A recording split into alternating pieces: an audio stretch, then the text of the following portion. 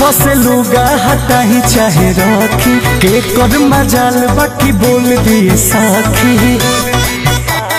हाँ माथ से लुगा हटाही चाहे रखी के कर मजाल बाकी बोल दिए साखी। गोरखपुर से पटना तक पियावे के बोल बहला हो डर के करा से बा कमर के चोल बोलते पहला हो डर के करा से बा कमर के चोल बोलते पहला हो डर के करा से बा। राजा रंग बाजावा से दुनिया दे रहला हो डर के करा से बा कमर के चोल बोलते पहला हो डर के करा से बा हमारी के चोल बोलते पहला हो डर के करा से बा।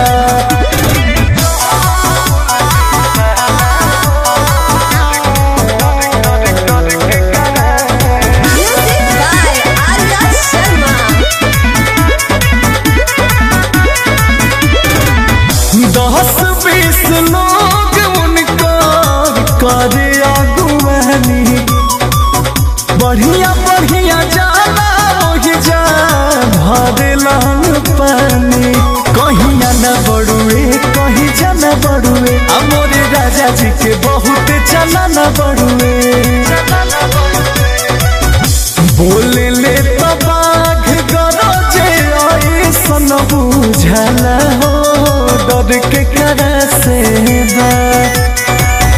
बोले ले तो बाघ गरजे ऐसन बुझला हो डर के करा से बा कमर के चोल बोलती पहला हो डर के करा से बा कमर के चोल बोलती पहला हो डर के करा से बा।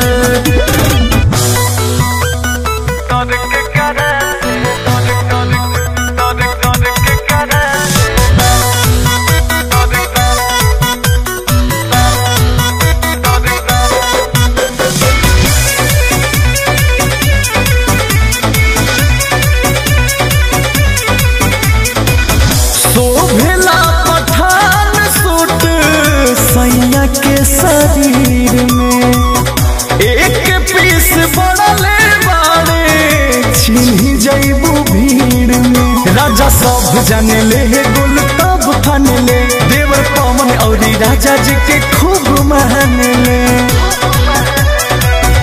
पियावा अंकुशवा के चारों रे हला हो डर के करा से बा पियावा हमको सावा के चारों रे हला हो डर के करा से बा कमर के